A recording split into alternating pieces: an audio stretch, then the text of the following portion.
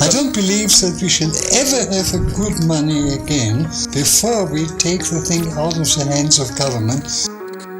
Welcome everyone, we're Simply Bitcoin. We break down the news, the daily fail, meme review, software releases, hardware releases, and the websites by plebs. Joining us today, fellow Bitcoiner, fellow pleb, host of Sats Radio on Twitter Spaces. I'm talking about UrningUshem. He's joining us, but right now we are diving into the numbers. Let's do it, people. Number time! Brought to you by Bitcoin 2022. It's going to be the largest Bitcoin celebration / conference / party hosted in sunny Miami Beach, Florida. It's April 6th and 9th. That means it's coming up. It's in less than a month, guys. Get your tickets quickly. The speaker lineup includes President Nayib Bukele of El Salvador, Michael Saylor, Saifedean, Adam Back, Jack Mallers, Senator Lummis, Dr. Jordan Peterson, and many awesome speakers. Phil and I are on a panel with the meme lords. It's going to be absolutely bonkers, guys. And you can take advantage of the link down below for 10% off your tickets to the largest, biggest Bitcoin conference ever, Bitcoin 2022. At the time of this recording, the block height is 728,696. The Bitcoin price, 42,180. Chain rewrite days, 737. Total public lightning capacity, that is a new all-time high. 3,560.57. Moscow time, 2371. Blocks to the halvening, 111,304. And Samurai Whirlpool, unspent capacity. Samurai Whirlpool is a CoinJoiner collaborative spend service. The unspent capacity in that pool is 4,397.33 BTC. Nico, the numbers. The numbers, bro. Looking good. Boring AF? Boring AF. Steady? Boring AF, but hey, look. We love it. The good news is that at least it's moving somewhat. Anyways, I wanted to pull this up.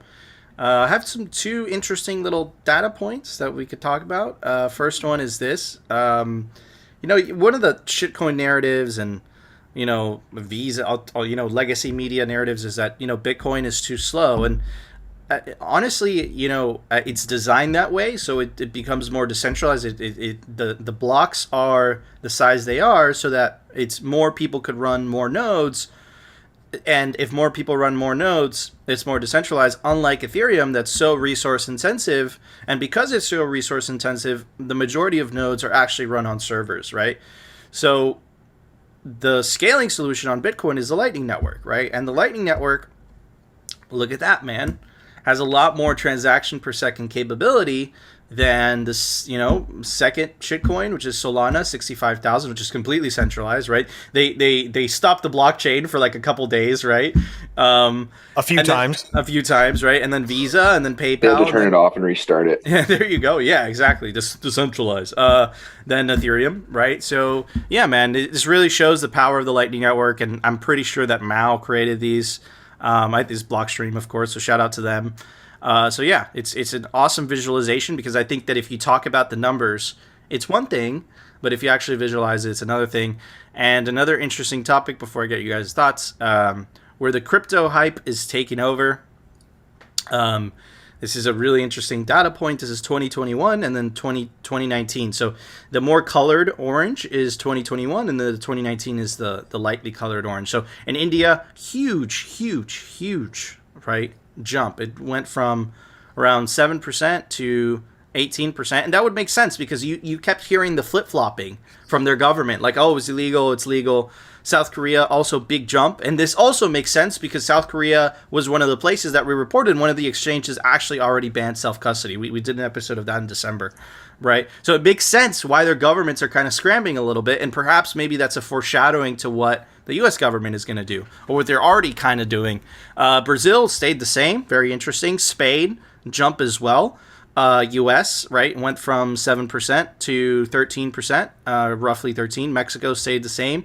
Germany jumped. Now, this is the most fascinating, Phil. So China, the country, they banned it. There's a 10-year ban if you get caught. I don't know how they're going to catch people, but there's a 10-year ban. The Chinese Supreme Court passed a 10-year ban if they catch you transacting in crypto, right? So, look, this is now. What is it going to be 5-6 years from now? In India, the highest number, it's almost 20% of the population. What are governments going to do? What are governments going to do? I don't know. I think this is a major problem that they thought was going to go away. And now what their usual tool of making things go away, which is arresting the people or regulating it to death, it isn't working because it's decentralized, right? So really interesting. And then you can combine that with, the Lightning Network TPS, transactions per second. Overall, extremely bullish. I know it's not the usual Glassnode hopium, but it's a different type of hopium. Phil? Yeah, I think what's really interesting, and I put this out yesterday in a tweet, after hearing about some Tether development, being able to move on Lightning, not that I care about shitcoins, but my point is that it's hilarious that a second layer on Bitcoin, once again, makes a base layer of shitcoining obsolete. Yep. So it's just funny, right? Because we're not even doing this stuff on the base layer, and every single time there's a new technology on it, whether we like it or not, completely irrelevant. The point is that, oh, look, we're able to do it on Bitcoin, and we take away the rug pull aspect. So you can go and be a shitcoiner and, hold your fake stuff, but at least you're doing it in the safest place possible that has true decentralization and immutability. So I don't know, I think it's amusing. Beautifully said. Anyways, UrningUshem. What do you think? just call me Moses. But it's like the thing with all these shit coins is like I think that any blockchain is unethical. Like there's no ethical use case for a blockchain besides money. Any format is going to just lead to some dystopian overuse of power. Like any overbalance of power. Could you elaborate as why you think that? I think the same thing. I'm just curious. I just think it comes down to like if any group of people have, any sort of party of justice that usurps any other group of people, that will always lead to abuse of power. Like it's a flat out fact. It's like drop things and they go down. So I think that's just why any form of blockchain that isn't used for money, Bitcoin, is just irrelevant because it's always going to have some disbalance of power. Yeah, I absolutely agree. Whether it's the smart contract creators or, all those other shitcoins that you talk about, Phil, where it's like they're voting. They're voting. There's like voting in there. There's democracy in it. So yeah, man, I completely agree. I agree with you 100%. But hey, doesn't mean they're not going to try anyways, right? Yeah, I think Klaus Schwab really likes Solana. He's a big fan. Well, listen. He also. Go. I know what you're going to say, Phil. Say it. Okay. Well, I was going to say he also likes Ethereum, and he also likes this other weird random shitcoin out of nowhere called Cello. For some reason. We're not even being funny. Like not even being funny. Like legitimately, he has an opinion on this shit, dude. Hold on. It's not necessarily to be factually correct, right? He has never himself come out and say anything, but the World Economic Forum has endorsed those projects, and they are partners with the World Economic Forum. The be chair, transparent. one of the chairs of it's so funny. The chairs, like it's a company. Can you imagine if Bitcoin had no? It doesn't have that. But like one of the board, has no chairs, bro. Exactly. There's no chairs. It's not a chair. It's not a chair. It's a bench. It's a comfy bench. Anyways, on wheels. That looks like a chair. It's camouflage. Anyways, so Aya Miyaguchi, I'll pop you guys off the graphic. Is she's on the chair of the Ethereum Foundation. There's 3 people. She's on the chair, and she's a member of the World Economic Forum, right? And it was actually Phil's investigative reporting that found that. She's actually the head of their global blockchain alliance. So it's not just like some random person in the World Economic Forum, like, hey, I'm just sorry. The alliance. Yeah, exactly. Yeah. Right? Like the chairperson of the blockchain, alliance. It's so ridiculous. Anyways. Do you think she's met with Klaus? Oh, definitely, yeah. I think so. Klaus Dovich are good friends. Like she sat at a table, like Klaus goes like this. What do you think of my great reset, Aya? So which one are you bullish on? Is it going to be the penetrated coin or the non-penetrated coin? Oh man, Oh man. Anyways, Phil, it's time for it. The Daily Fail. Brought to you by Amber App. Check them out, amber.app. You've got a stack. We've got a stack. This is a Bitcoin stacking app by actual Bitcoiners. Low fees, fair spreads, smart automation. The link is down below. Amber, the smart way to stack sats. I apologize. I don't know who tagged us in this. We actually talked about this. We did. Either in the news or... You did a great job, and it was during the fail. Yes. It was during the fail? I was going to say, because me, like, my memory's shot, so I have no idea when we talked about this, but I know we talked about it, and it's really scary stuff. We talked about it, like, at least a month ago, and here we are again. This is a TikTok video, essentially, about what we were discussing, which is credit card companies all of a sudden, quote unquote, starting to monitor carbon footprint based on expenditure. Mm-hmm. This is psychotic. Anyways, all right, let's dive into the tweet here. The insanity continues. Okay, the tweet is by Rise Melbourne. The insanity continues. A new credit card company that once you reach a carbon footprint limit, you can no longer purchase items. Voluntary for now, but how long until it's mandatory? Welcome to 1984. Let's take a look at the TikTok video. MasterCard and the United Nations are joining forces to monitor the carbon effect of your credit card purchases. And then you'll hit your carbon max and it'll stop working. Hey, of course it's voluntary for now. The new credit card is called Doconomy. And on the back of the card, it's going to say, I am taking responsibility for every transaction I make to help protect the planet. This is a social credit score, and it's a proof of concept. The Doconomy CO2 credit card website claims it is the largest initiative ever taken by a bank in educating its users on the impact of consumption. They say themselves they want to set a global standard for carbon calculations. That's the key. Once they have their numbers in place, then they can give every single purchase you make a score and punish you directly. This is what China does. And of course, this will only be enforced on you and me and any businesses that don't go along with their scheme. And banks are going to enforce it. Okay, before we move on to the next one. He's not even a conspiracy theorist, dude. Glenn Beck, and we covered that. I sent you that video. Glenn Beck did an amazing job. Oh, thank you. Talking about the ESG, right? The ESG is the social credit system. It stands for environmentally social governance, right? And essentially, what they want to do is they want to give a carbon score to anything. Public companies, as recently announced by the Biden administration, right? And that will essentially regulate how you spend. So, for example, you want to drive down to the store?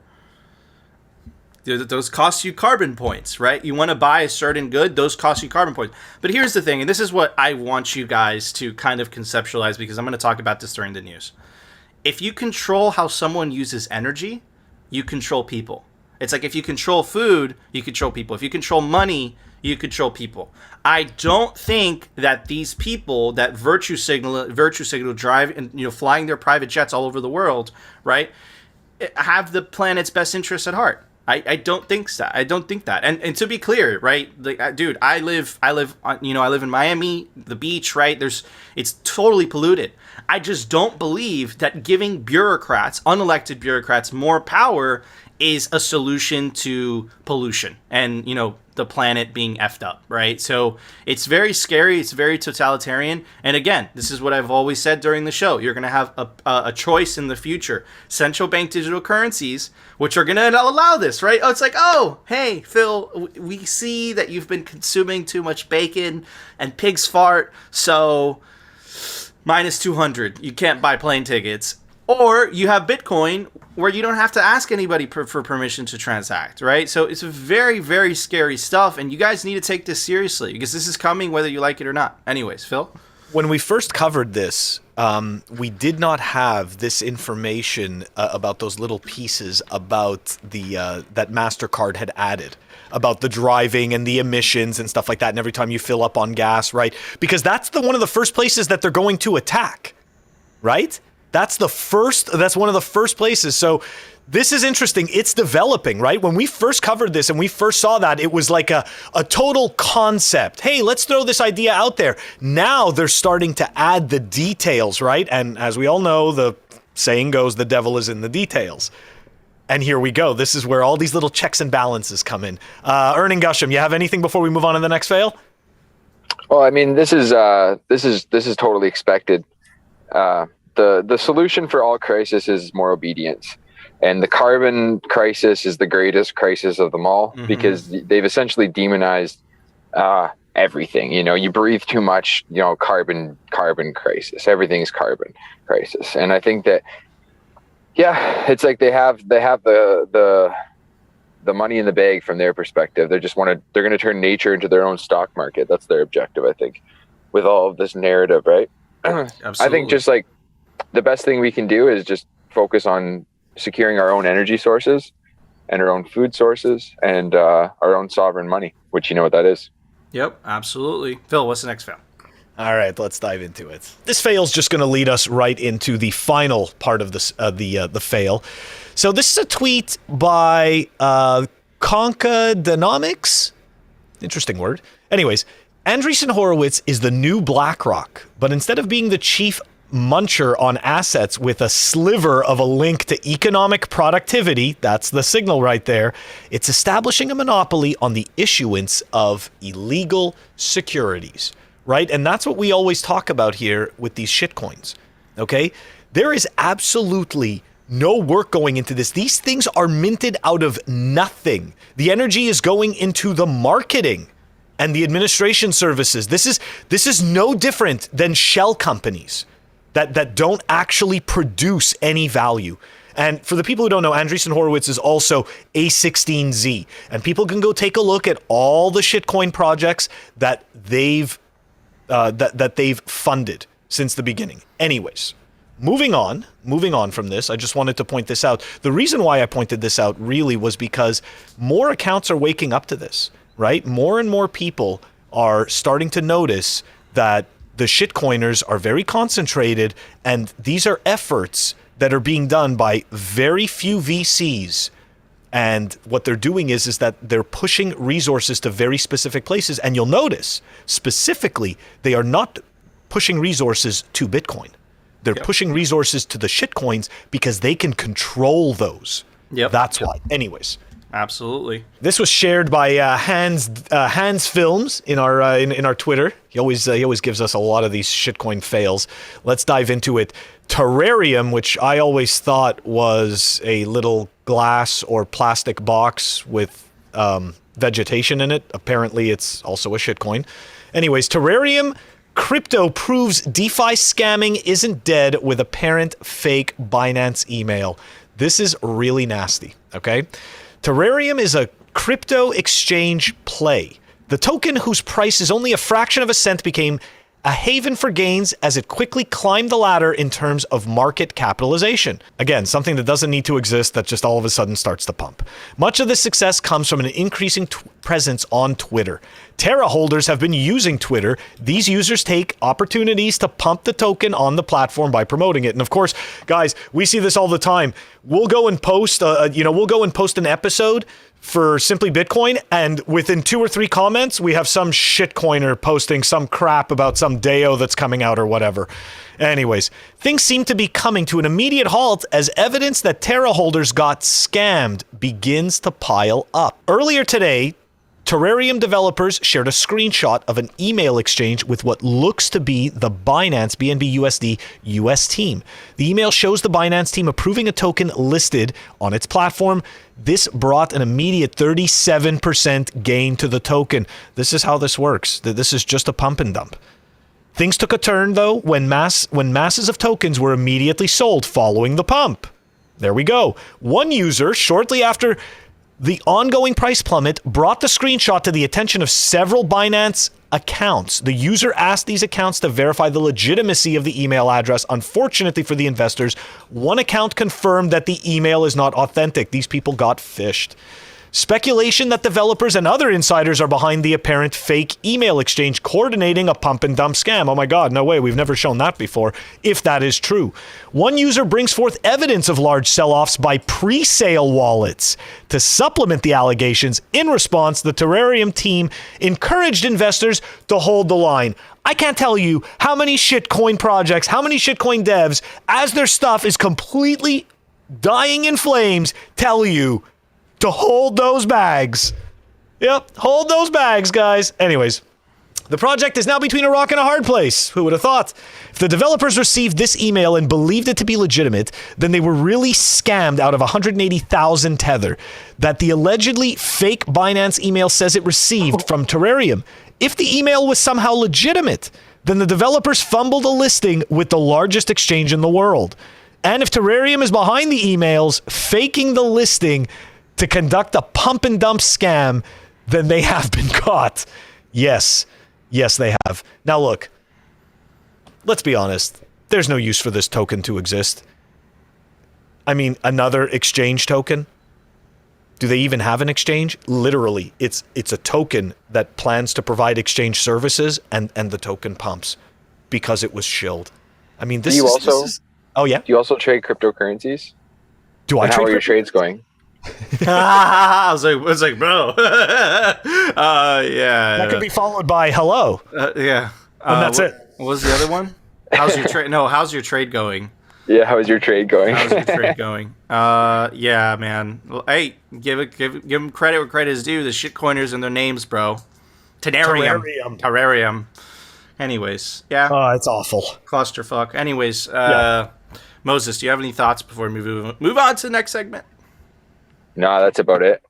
Yeah, it summarizes itself. This is true. But anyways, Phil, it's time for the Daily Meme Review. Brought to you by Citadel 21. It's the best Bitcoin cultural zine. It's stories, articles, comics by actual Bitcoiners. This is the new artwork for Volume 10. Every volume has different artwork by Bitcoiner, of course, and they're scarce. There's only 1,000 physical copies made per volume. Get your print of Citadel 21 today before they run out. All right, everybody, first meme is brought to... It's a response. Oh, Jesus. Okay, let's read this. This is... Come on, dude. I'm going to have to beat that up. Okay, you guys read this. If you're watching this on the podcast, it says 2 words. As Bitcoin is to fiat currency, mutual consent matters. I think when you guys hear mutual consent, you'll understand. If you're watching the video version, you know what I'm talking about. It's a Robert Breedlove tweet. Terrible take. Then good chat. It's like, so what the actual F? And this is the meme we're reviewing. And I need to make more ape analogies. No one. And it's a cat reading a newspaper. This is... Oh, man. God, hey, we can review them, even the tough ones. Dude, I don't know what that person was thinking. Yeah, Robert has some good takes, but anyways, he has some bad takes too. But that was one of the bad ones. Okay, it's funny because I seen all the responses, but I didn't actually see the original post until now. That's worse than I thought. It's so bad, dude. It's so bad. Anyways, okay, we know we love you, Peter Schiff. I'm like double thinking about it. I was like, that's a really... I know, me too. The first time I read it, I'm like, what? Anyways, this is the Dead Sea, the saltiest place on Earth, second only to Peter Schiff. Rally actually has fire memes. Shout out to you. You guys have some fire memes. Thanks for tagging us. All right, moving on to the next one. Phil, you got to tag them in the promo tweet tomorrow.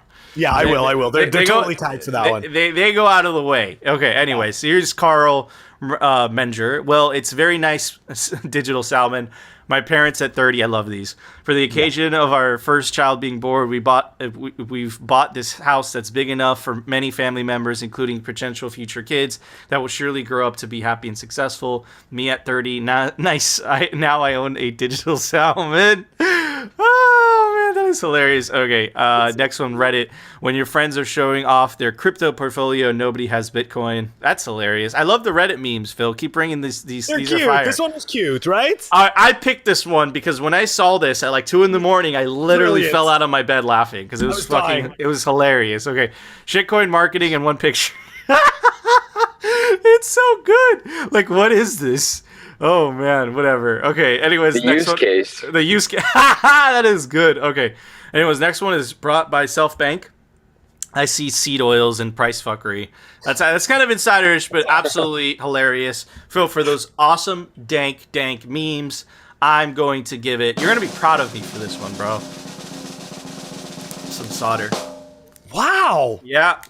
You see that? I'm becoming Phil. Okay, well, hold on, because Phil's unbecoming himself here. I've got... Hold on.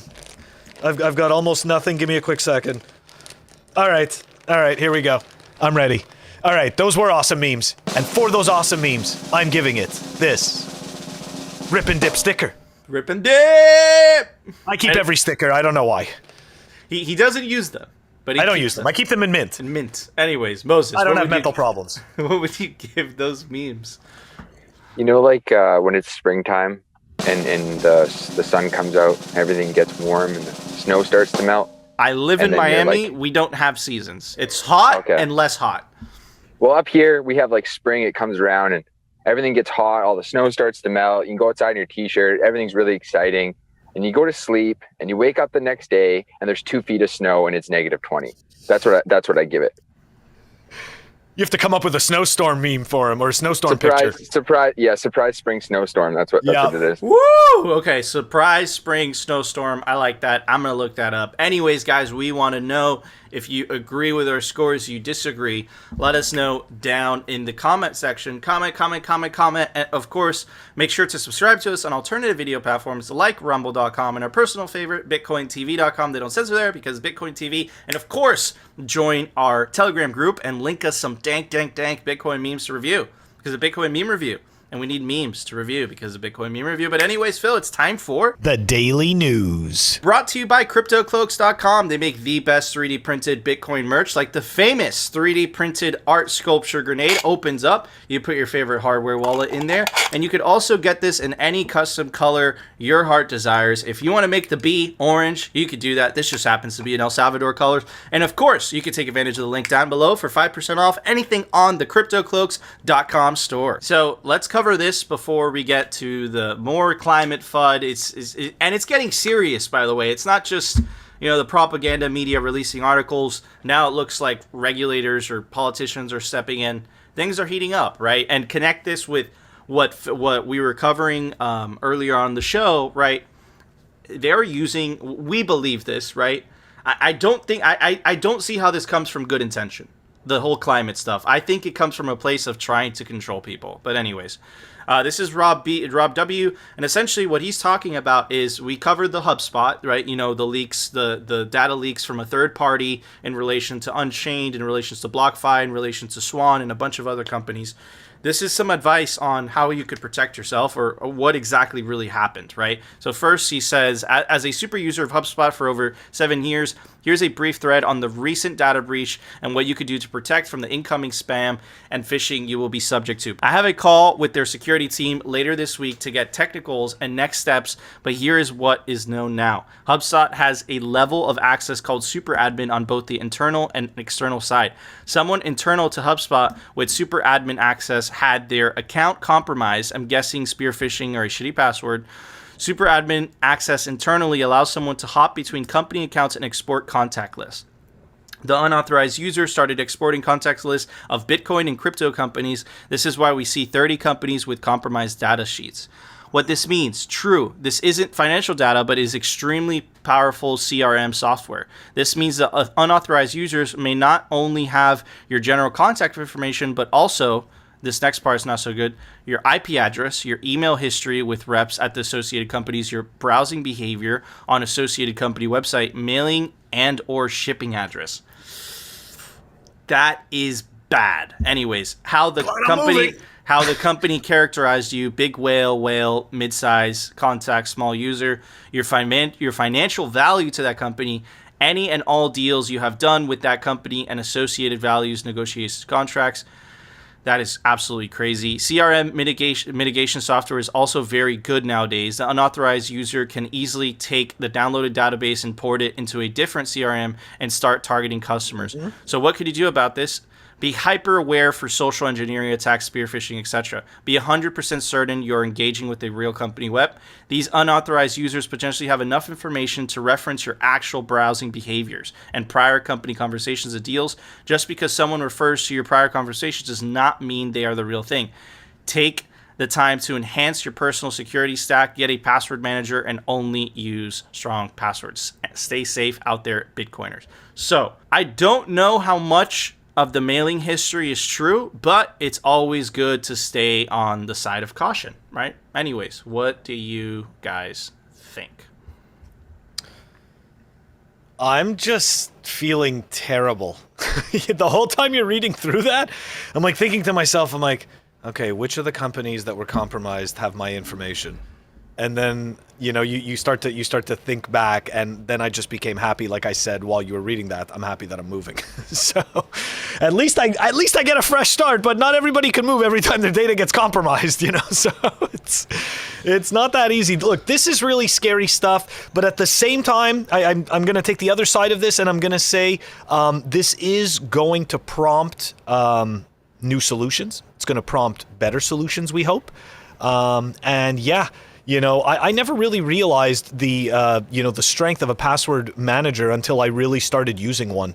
And not only that, but having a password generator, your own password generator. I can't sing those praises enough. Yeah, I use Bitwarden. They're not a sponsor, but I'm just saying I use Bitwarden, and they're awesome. I can't, function without a password manager, and they're so easy to use. Like at this point, like they've become so easy to use that it's like you don't have an excuse really. But anyways, Moses, what are your thoughts on this? It is a terrible leak. Yeah, yeah. In regards to Bitwarden, it works pretty good. You can self-host and everything too. It's a decent solution. That's what I do, by the way. It's nice for like you just don't have to think about it so much, keep track of all those passwords and stuff. But yeah, I think people have taken the last decade for granted for just ease of access. I forgot my Facebook password, reset it, and just you know what I mean? People not really taking it seriously. And now the data has become so valuable and such a real threat to someone if your data's leaked, they're just not realizing the scope of things. It's money, dude. It's money. Right before it was like, oh, Facebook, like the stakes weren't that high. But anyways, moving on. Look, I told you, we've been telling you, not only today, right, that they're going to use the climate. They have been using the climate to attack Bitcoin. This was a New York Times tech tweet. Absolutely hilarious. Shout out to Corey because he reported the tweet. Yeah. So funny. He says, a single Bitcoin transaction now requires more than 2,000 kilowatt hours of electricity or enough energy to power the average American household for 73 days. This looks like a troll tweet. Like a Bitcoiner would have posted this as a troll. This has been debunked so many times. We're gonna debunk it in a bit, right? Before we do, I'm gonna move it right here. I'm gonna read it one more time before I want to actually look at the article. So the article isn't as bad. It's better written. It actually explains all sides, but still, they're trying to shape a narrative without a doubt. And that narrative is actually starting to have some effects because what you're seeing already, right? This is you saw this in Europe already. You saw this in Europe. They're trying to ban proof of work. This is an actual attack on Bitcoin. This is the New York State Assembly is considering a bill that would create a moratorium on proof of work mining operations unless 100% of their energy comes from renewable sources. That is impossible. They know that. If this bill becomes law, New York will be forfeiting the unique opportunities Bitcoin mining provides for economic expansion and the proliferation of renewable energy. But before I read this Times article, check this out, Phil, because one of the comments from the Time article really it's such a pure rebuttal to that I'm just going to read it. It's by Ray from Ohio.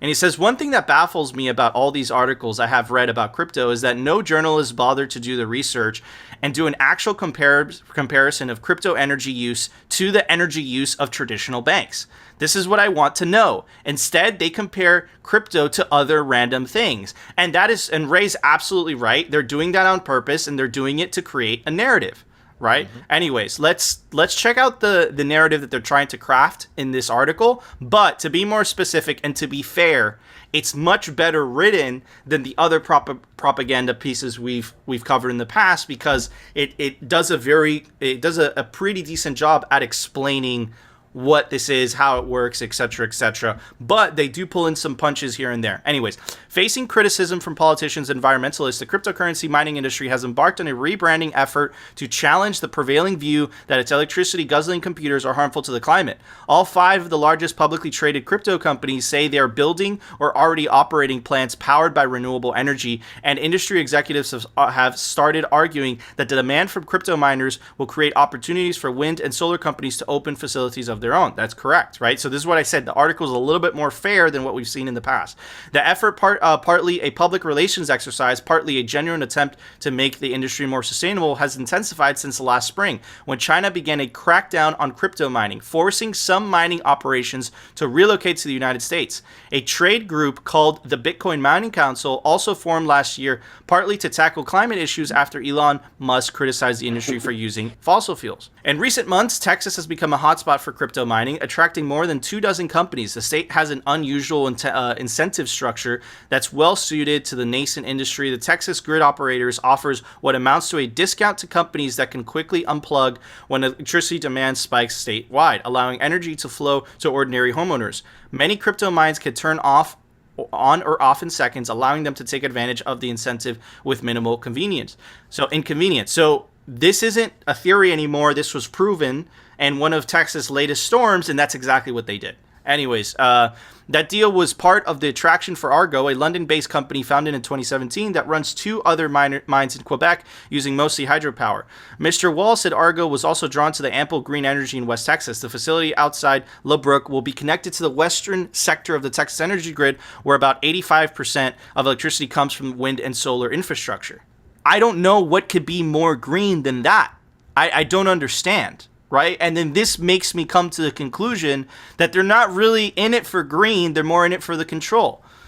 And again, and this is, so the beginning of the article, it's interesting because they don't really attack it, but at the end, you start to see how they're trying to craft your perspective, the narrative that they're trying to craft. But anyway, it says, but Mr. Wall can't guarantee that Argo's new center will have no carbon footprint. And this goes back to Ray's comment. Do we force banks to tell us if their energy that they're consuming is green or not? It's a double standard. It's a double standard. Anyways, a lot of these renewable energy producers are still a little bit skeptical of cryptocurrency, he said. The crypto miners don't have the credit profiles to sign 10 or 15-year deals. So you see how they're ramping up the attacks slowly but surely. The broader cryptocurrency community is divided over whether cleaning up the mining sector is the best path to environmental sustainability. The energy-intensive authentication system that underlies Bitcoin is known as proof of work. Some in the industry are pushing to build new cryptocurrencies on a different system called proof of stake, which uses as little as 0.01% of the energy consumption in the mining process. See where I'm going with this?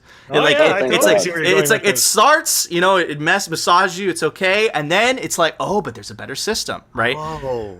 So again, the narrative is, right, that consuming energy is bad. It's always terrible, but the actual banks, right, are not expected to follow that themselves, right? It's only Bitcoin. Bitcoin is held to a higher standard. It's ridiculous. Anyways, this is Peter Joseph, right? He's criticizing, Bitcoin. He says, even if all Bitcoin mining was based off of renewable energy, which it never will be, it's still an outrageous waste of resources for what is ultimately an idiotic goal. Markets are the true cancer. Money is just the way it metastasizes. So I'm going to read this last part that says, it's still an outrageous waste of resources for what is ultimately an idiotic goal. And then I'm going to scroll to this article that says, oh, sorry about that. I'm going to scroll to this one that says, Ukrainian refugee flees to Poland with $2,000 in Bitcoin on a USB drive. Nearly a quarter of Ukraine's population has been forced from their homes in the last 4 years. The last 4 weeks. Many have turned to cryptocurrency to safeguard their cash, bring their money with them, accept remittances and donations, and to transact with each other for daily necessities.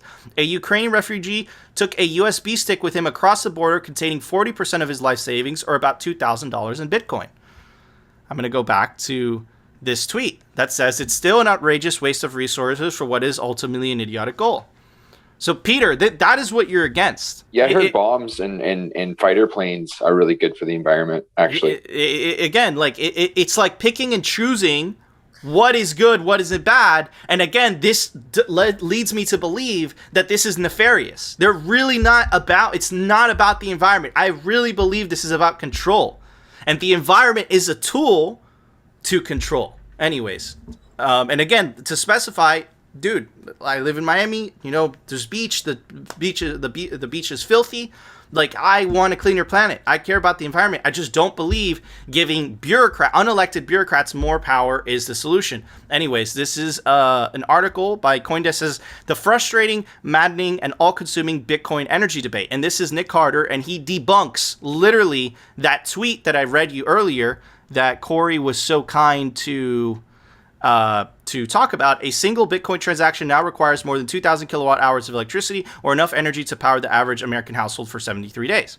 So Nick debunks that, and he says, sometimes, however, an argument comes along that is so clearly built on mistaken assumptions that it's worth straying from the normative debate and back into the world of facts. Indeed, arguments of this form have become disturbingly common. Bitcoin consumes a lot of energy. Bitcoin settles 300,000 transactions per day. If you combine 1 and 2, you can derive an eye-popping energy cost per transaction. If you literally extrapolate that analysis such that Bitcoin satisfies the world's transactions, Bitcoin will use more energy than exists on Earth. This line of reasoning might sound persuasive to the uninitiated, but it is in fact completely flawed in an impressive number of ways, yet we see it all the time. And this article is written in 2021, and that New York Times tweet was yesterday or the day before. So they're still using it.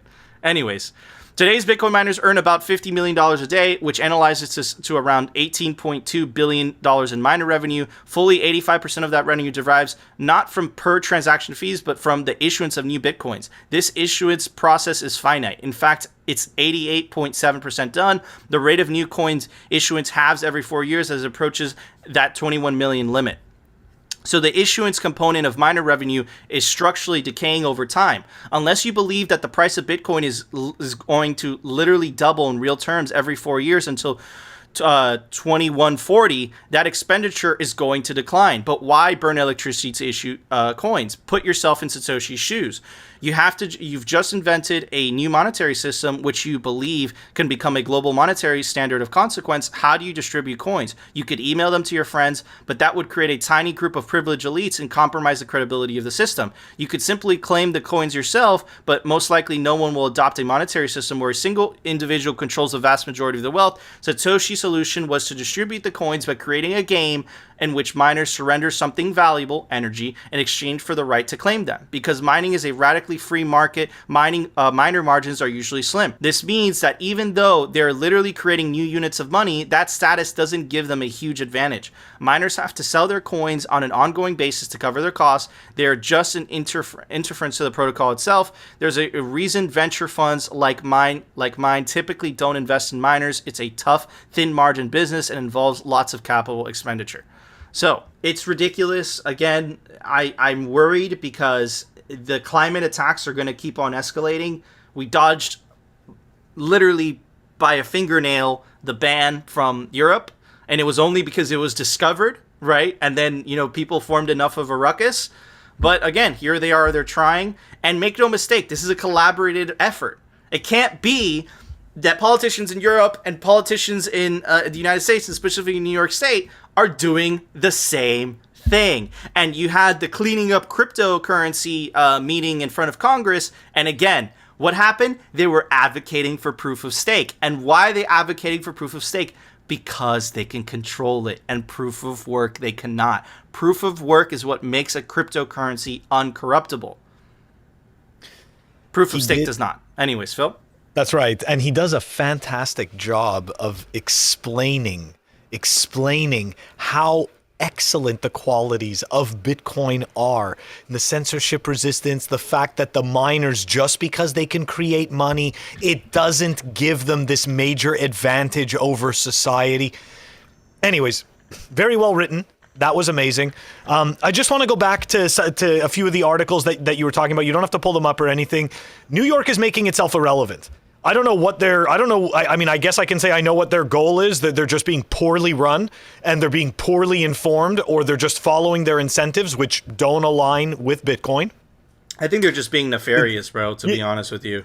Yeah, exactly, right? Like, we could speculate on all the different reasons, but at the end of the day, regardless of what those reasons are, they're making themselves irrelevant by doing this. They're taking themselves out of this economic picture, which they are going to regret. Have fun staying poor. That's New York. Too bad. The second point, that article that explains about how that the miners have become more mindful about renewable energy and whatnot after Elon brought it up. I just hate that we have to name drop these people that are completely irrelevant to Bitcoin. And you know what? Everybody gives this guy, everybody sits there and throws flowers at this guy and pretends like he's so wonderful. Does anybody realize what goes into cobalt mining? Does anybody realize how many people die? How many people get poisoned by cobalt mining? It doesn't matter. Gold mining. It's just psychotic. Gold mining and bank energy usage is irrelevant. It's Bitcoin energy usage that is relevant. So that makes me believe that it's really not about the energy usage. This is about something that is out of their control, and what they can control is, hey, you can't use that energy for that certain thing. So anyways. Does the petrodollar use energy? No. I mean, no. Totally. It's like a over unity machine, the petrodollar. It just helps everyone. It just helps everyone do everything except its enemies. Those people are excluded. Anyways, okay, sorry. Yeah, go ahead. One last point before we go to Moses. One last point. That's right. I actually wrote them down, so my memory's not all screwed. I'm so surprised. I was like, wow, Phil. Yeah, it's like, look at that, 3 points in a row. Okay, my last point was Peter from Zeitgeist. So look, I saw that movie when I was in my early 20s, the first Zeitgeist film. I am incredibly shocked that someone like him does not get Bitcoin after producing a movie like that specifically talks about how symbols are misrepresented, misused, misunderstood. Okay? This is very interesting that he doesn't get Bitcoin. Anyways, I don't know what the incentives are. I don't know what the motivations are. I'm just saying I'm kind of disappointed that he doesn't get it. Anyways. UrningUshem. Yeah, too much institutional trust. That's the problem. That's why people don't get Bitcoin. They don't even do the time. Like, so many people on Twitter, like I post in random stuff all the time. I'll just drop Bitcoin and people will come in and be like, Bitcoin is this, and that. And I'll be like, dude, you clearly haven't done any research. You don't know what you're talking about. You have no opinion. You can't have an opinion. You don't understand what you're criticizing. And inevitably it's like a comment stream, and they'll usually just like end up like just dismissing it. And I've had few people message me back like weeks later and be like, yo, I actually did some research and I feel like, yeah, you might have had a couple points, because it's literally just like they don't understand it and they've just dismissed it. It's like totally surface level, like, oh, Bitcoin's bad for the environment, and they don't go any further than that. It just stops there. Yep. And honestly, I blame a lot of that on the media, dude. It's like their propaganda, because that's what it is, right? Clearly that article from Nick Carter is literally a year old, and the New York Times is still using the same narrative. But it's funny, you see how they pivoted a little bit, Phil? You see all of that text before they get to the jugular at the end, and then they start, then that's when they form the narrative. At least before, it was the entire article. Now it was like, okay, we know what we're talking about, let me explain it, let me see, like, we're knowledgeable about this, but still, proof of stake, it might be a suggestion. And then they happen to get a guy that says, hey, it will never be 100% green. Like, it's like they're pick and choosing what, quotes fit the narrative, what quotes create the narrative, help them create a narrative. And it's just bullshit. It's insincere. We understand Bitcoin. Experts. Oh, sorry? Oh, no, sorry, dude. Yeah, they pretend to be experts, and then they come through as like with an appeal to authority, like Elon Musk or something. They're like, oh, see, blah, blah, blah, blah, blah, name drop, proof of stake. Yep, exactly, dude. Look, just look at the picture. You see the horses. Do you care about the environment? Look at these horses, and look, the windmills. The baby horse. The windmills, and the horse. You guys see the windmills after the tornado? You see that picture going around? Yeah, yeah, I saw that. It looks like the War of the Worlds, like those three-legged. We understand Bitcoin. Now buy our shitcoin. That's totally their theme. That's what they did. Yep, absolutely. Absolutely. But anyways, Phil, there was an open source software release today. Why don't you tell everybody about it? All right, guys, sorry. I had to interrupt this. So this just dropped while we were recording it. Bitcoin mining ban makes it out of New York State Assembly Committee. It would place a 2-year moratorium on Bitcoin mining, which we talked about. It still requires passage by the New York State Assembly and Senate. but looks like it's moving forward. So that's really Rest scary. in peace, New York. Anyways, Phil, what's the software release? Software releases. Brought to you by CipherSafe. Check them out, cyphersafe.io. Let's be honest, everyone has to store their seed. It's one of the biggest concerns that we have. So why not store your seed in the best place possible? The Cypher Wheel or the all-new Cypher Grid. They both come with tamper-resistant wire, and the grid comes with a punch tool. We've got Sparrow Wallet version 1.6.2 that was released. It's down below in the show notes. Don't forget to check us out on our audio-only platforms, Apple Podcasts, Spotify, and Anchor. If you want to stream us some sats, check us out on fountain.fm. Awesome. Thank you, Phil. All right, guys, that was our show. Before we go, I want to give a very special shout out to our awesome hoodie sponsor, thread sponsor, rephard.com, representltd.com, and you can take advantage of the link down below for 10% off anything off the store, rephard.com. And I also want to give a very special shout out to our awesome guest. You can give him a follow on Twitter at UrningUshem. You just take out the B and Burning Busham, and that's his name. Definitely go give him a follow. He's a fellow pleb, and he hosts the Bitsin 8 Watson Sats Radio. Definitely go check him out. Anyways, guys, that was the show. If you enjoyed the show, you know what to do. Smash that like button. And of course, if you want to continue hearing the Bitcoin news from the pleb perspective, definitely consider subscribing to Simply Bitcoin. And we'll see you tomorrow, guys, for a brand new episode. You can't just reboot the Bitcoin network. This is by design.